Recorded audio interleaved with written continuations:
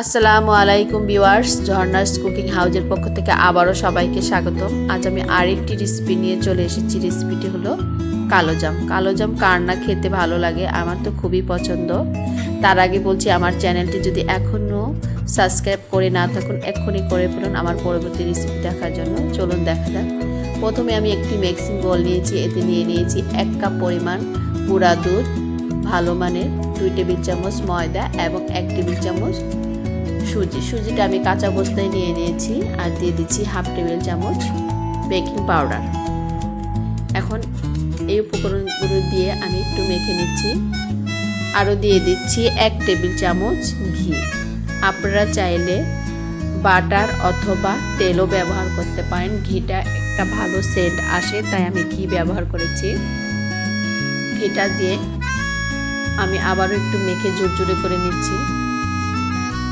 এতে ব্যবহার করছি একটু ফুড কালার, যেহেতু এটা কালো জাম, বাহিরটা কালো ভিতরটা একটু লালটে, তাই আমি একটু ফুড কালার ব্যবহার করেছি। অনেক সময় ছানা কেটে মিষ্টি বানাতে খুবই ঝামেলায় পড়তে হয়, আর সময় সাপেক্ষেরও ব্যাপার। জলদি করে যেভাবে বানানো যায় সেটাই আপনাদের সাথে আমি শেয়ার করেছি। এটাকে আমি একটা ডো তৈরি করব। আপনারা চাইলে রুম টেম্পারেচারে থাকা পানি দিয়েও করতে পারেন। আমি এখানে লিকুইড দুধ দিয়ে তৈরি করেছি। দুধটা নিয়েছি 8 থেকে 10 টেবিল চামচ। আমি 1 টেবিল চামচ করে নিয়ে এই ডোটা তৈরি করছি। দেখুন, একেবারে নেওয়া যাবে না, আস্তে আস্তে নিলে ভালো হয়। আমার হয়ে গেল ডো তৈরি করা। এটা রেস্টে রাখার কোনো দরকার নেই। হাত ধুয়ে আমি হাতে ঘি মেখে বানানো শুরু করলাম। প্রথমে একটু গোল করে বানাবো, তারপরে লম্বাটে একটা শেপ দিয়ে দিলাম। দেখুন, যেহেতু কালো জামটা একটু লম্বাটে, আপনারা চাইলে অনেক সময় অনেকে গোল করেও বানায়। দেখুন, হয়ে গেল আমার মিষ্টিগুলো বানানো। এখন আমি চুলায় একটি প্যান বসিয়ে নিয়েছি। প্যানে তেল দিয়ে দিয়েছি। তেলটা চেক করে নিলাম, সামান্য পরিমাণ গরম হয়েছে। একটা একটা করে আমি মিষ্টিগুলোকে দিয়ে দিচ্ছি। একটা মিষ্টি থেকে আরেকটা মিষ্টি আমি পাকা করে দিচ্ছি।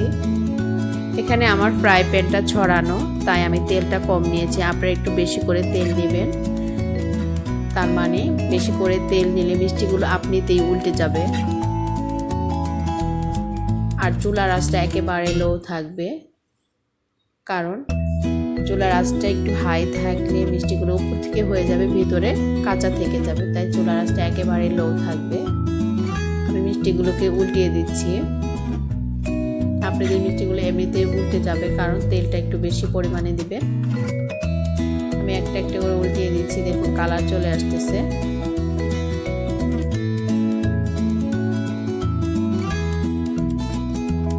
একটা একটা করে আমি উল্টিয়ে দেখতেছি, অটোমেটিক আর একটু কালার চলে আসলো। আমি এই কালারটাই রাখবো। দেখুন, আমার পারফেক্ট কালার চলে এসেছে। আমিও তুলে নিলাম মিষ্টিগুলো। আবার চুলা আরেকটি প্যান বসিয়ে নিলাম। এতে দিয়ে দিলাম 1 কাপ পরিমাণ চিনি আর 2 কাপ পরিমাণ পানি। এটা যেহেতু কালো জাম, আমি কালো জামটা শিরায় রাখবো না বলে শিরাটা এত ঘন করার আমার দরকার নেই, পাতলা অবস্থাতেই রাখবো। এটা একটা বলক চলে আসা পর্যন্ত আমি একটু অপেক্ষা করছি। আর মিষ্টিগুলোকে এই ফাঁকে ঠান্ডা করে নিচ্ছি। মিষ্টিগুলো ঠান্ডা করে আমার শিরাতে দিতে হবে। যদি গরম অবস্থায় দিয়ে দিই তাহলে চুপসে যাবে মিষ্টিগুলো। আমি একটু ঢেকে দিলাম, বলক চলে আসছে। এখন আমি সব মিষ্টিগুলোকে দিয়ে দিচ্ছি শিরার মধ্যে।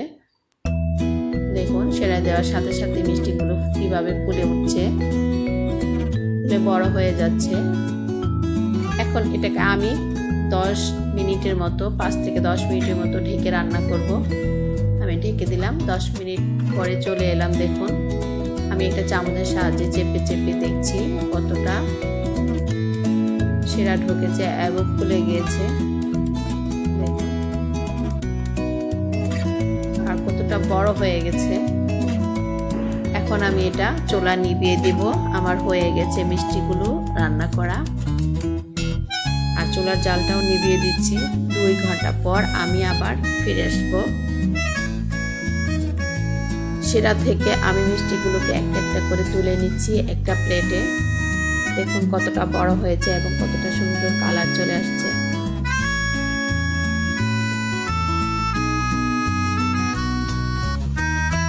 এটাকে আমি সামান্য পরিমাণ মাওয়া দিয়ে গড়িয়ে নিচ্ছি। আপনারা চাইলে গুঁড়ো দুধ দিয়ে করতে পারেন। যদি ঘরে মাওয়া না থাকে, আমি একটি মাওয়ার রেসিপি দিয়েছি আমার চ্যানেলে। দেখুন মাওয়াটা দেওয়ার সাথে সাথে কতটা সুন্দর লাগছে কালো জামগুলো, ভালো লাগছে দেখতে। আমি একটি মিষ্টি বাটিতে নিয়ে কেটে দেখাচ্ছি। দেখুন ভিতরটা কতটা স্পঞ্জি হয়েছে এবং ফ্লপি হয়েছে সেটা দেখার জন্য আমি একটু কেটে দেখাচ্ছি একটা চামচ ছুরির সাহায্যে। দেখুন কতটা সেরা টেনে নিয়েছে, আমি একটু চেপে দেখাচ্ছি। আর ভিতরটা কতটা স্পঞ্জি। আর ভিউয়ার্স, যদি আমার এই রেসিপিটা ভালো লাগে আমাকে লাইক, শেয়ার, কমেন্টস করে জানাবেন এবং আমার চ্যানেলের পাশেই থাকবেন। আল্লাহ হাফেজ।